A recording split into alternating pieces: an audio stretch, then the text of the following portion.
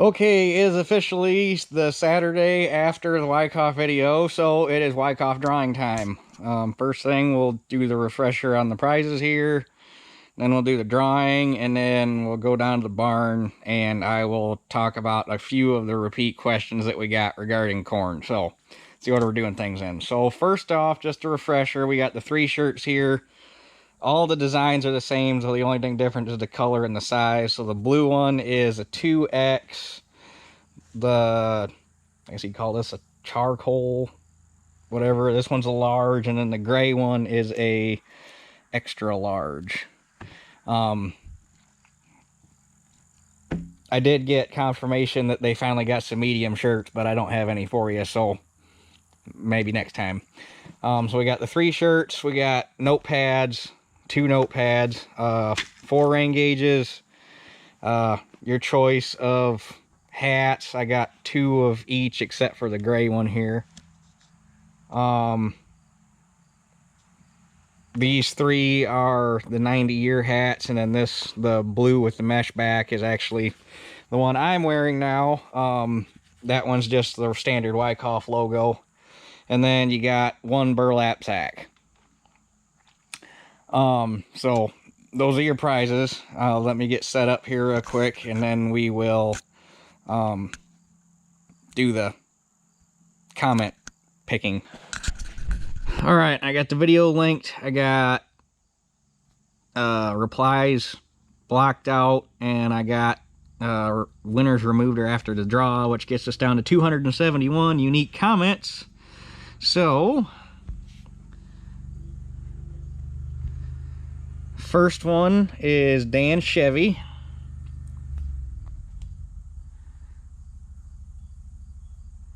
Second one is Ed Horan. And third one is Vincent Proctor. So there's your 3 winners for the first round. If you are one of those 3, you have until Thursday to reply and let me know which one of the things, or which, you get to pick 2 things from what I had there. So each one of you let me know, and if somebody has already picked one, then I'll let you know and you can pick something else. But so it's first come, first serve, whoever figures this out first. And then I'm a little more organized this time. I now have a email address for the channel. It's not something that's going to be linked on every video. It's not something I made for people to abuse. It is just to make things like this easier. So that link will be down in the description for the email. So email me, put Wyckoff drawing as the title of the email so that it won't get filtered out.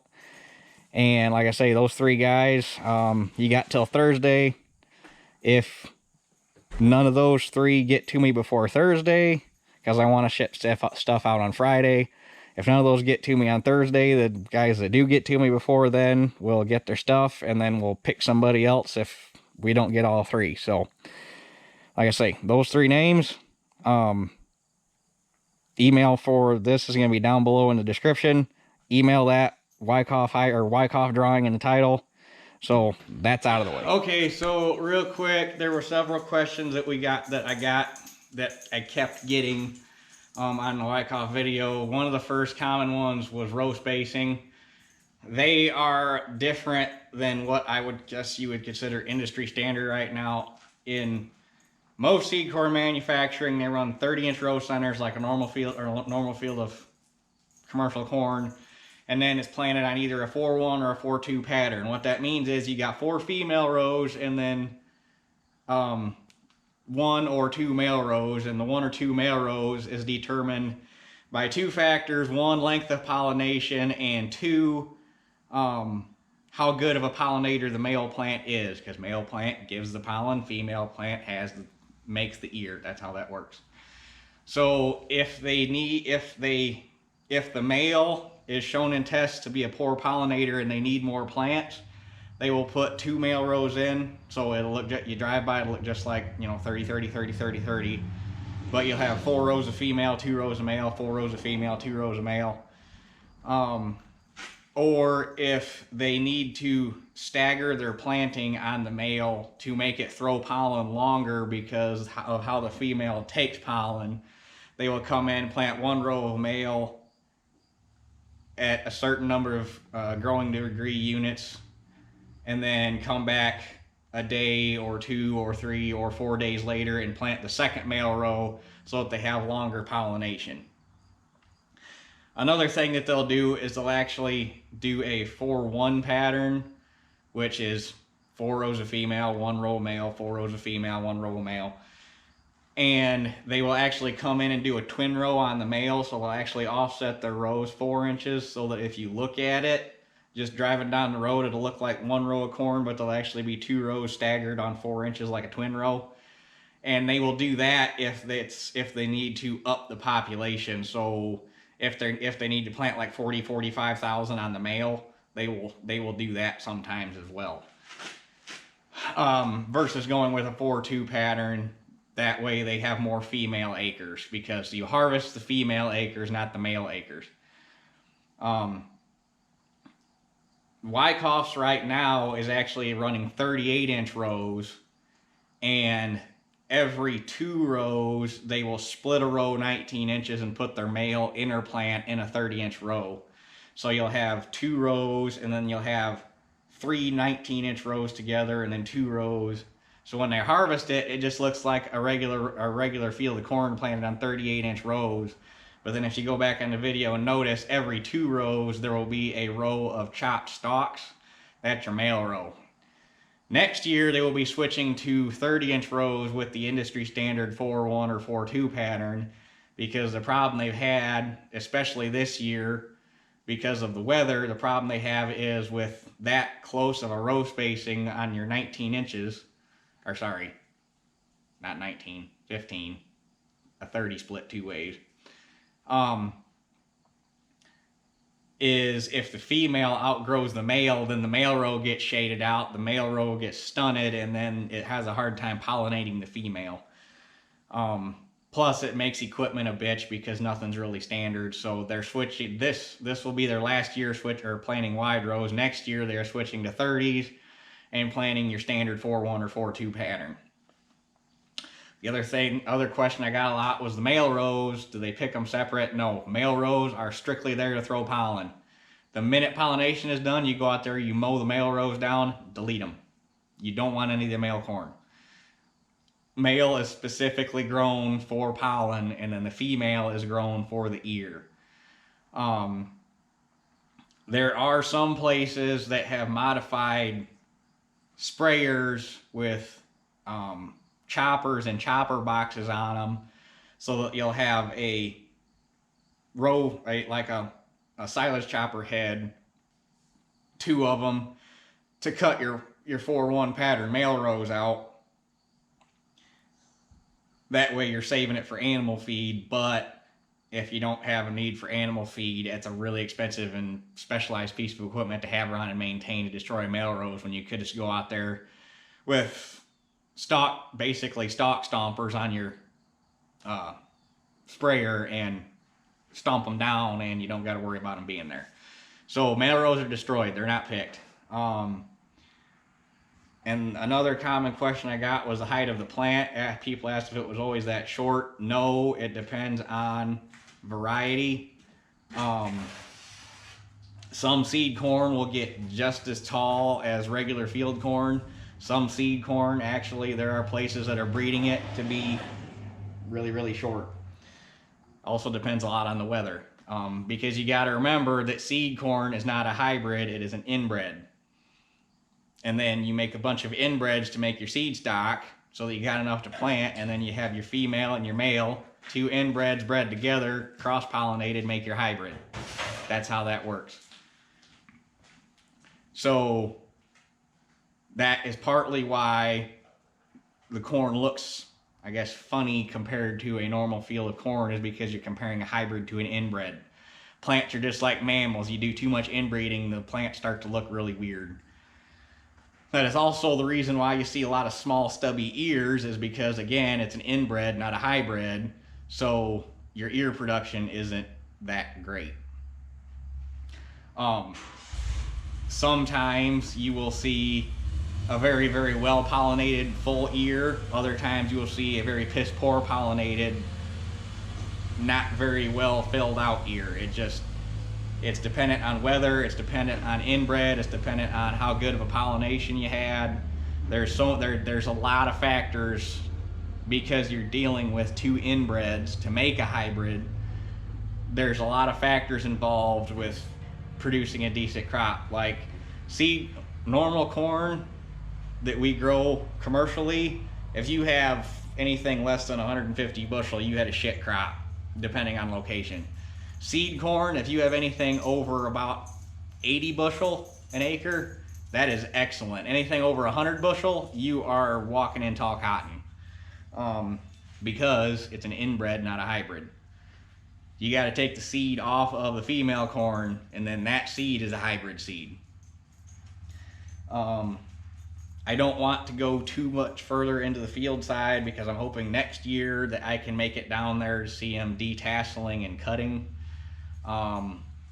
It didn't work out this year because wheat harvest kept getting pushed back, and it fell during when I was trying to cut wheat, so it didn't work out. But hopefully next year it does, and we will see that part of it.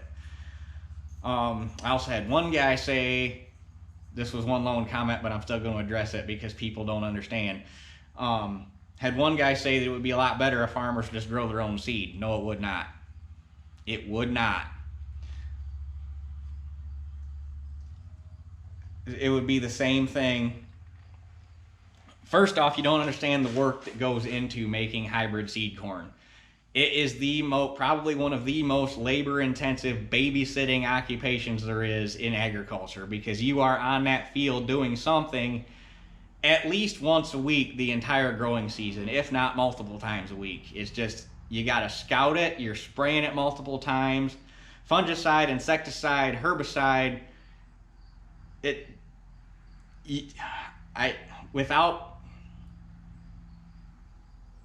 I've been involved in seed corn since I got out of college, so I understand the work that goes into it, and it is hard to convey that to somebody that has never been around it, just how labor intensive growing seed corn is.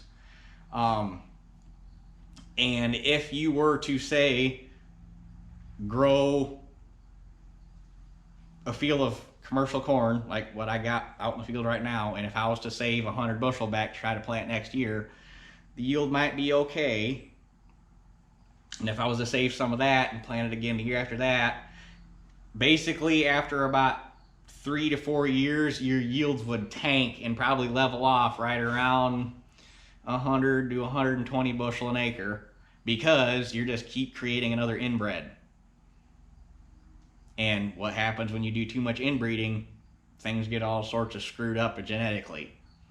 So in order to, hybridization of corn is how we got our yields to where they're at now. If we kept using land race, a farmer's going down his row of corn, picking ears by hand, and he sees a plant that's got this great big humongo baseball bad ear, and he throws that into the seed box on the side of the wagon for planting next year, we would still be seeing late 1930s, early 1940s yields. They wouldn't have progressed that much. Hybridization of seed corn is where we got to where we are today. So no, it would not be good if farmers grew their own seed. First off, we wouldn't produce as much, and second off, in the long run, it'd probably end up being more expensive. So no, anybody that thinks that is stupid and doesn't understand it. Sorry, being blunt is what it is. Is it stupid that we have to pay part of what makes seed, especially corn, so expensive, is all of the licensing fees and everything that everybody has to pay to the big two, Bayer and what is it now, Corteva, that owns Pioneer? I think. I don't know. I lost track of all the sales of Pioneer mycogen, because it was DuPont, and then it was Dow, and now I think it's Corteva. I don't know. I lost track of that. But then you got Bayer. Those are your two. Actually, there's one more. Who the hell's the other one? I can't remember. There's there's two main ones, and then there's a third, and they basically formed the big three of the seed genetics industry. It's really stupid how much companies have to pay to license genetic material from those companies, because that is part of the reason why seed corn is so expensive, is because of the damn licensing fees to these bigger companies. That's what needs to change. That's where most of your cost comes from buying seed. It's not the actual... Wyckoffs, because they control every step of seed production and they do their own growing and they don't contract out, they can keep their cost of production fairly low. Most of their cost comes from licensing genetics. Bayer and Pioneer and all of them are just so blown up, and they have to pay so much an acre for custom growing and whatnot. Their cost of production isn't even that low on top of their cost of research, and it's just... Super seed production, I guess if that's what you want to call it, has gotten so damn out of hand, it's not even funny anymore. I am so glad I am out of that part of the industry.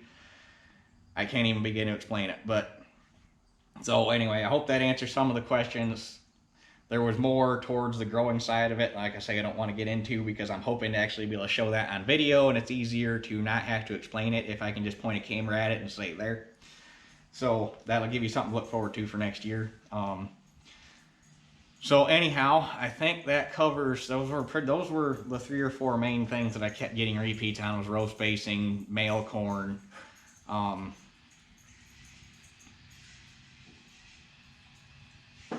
trying to think if there's anything else.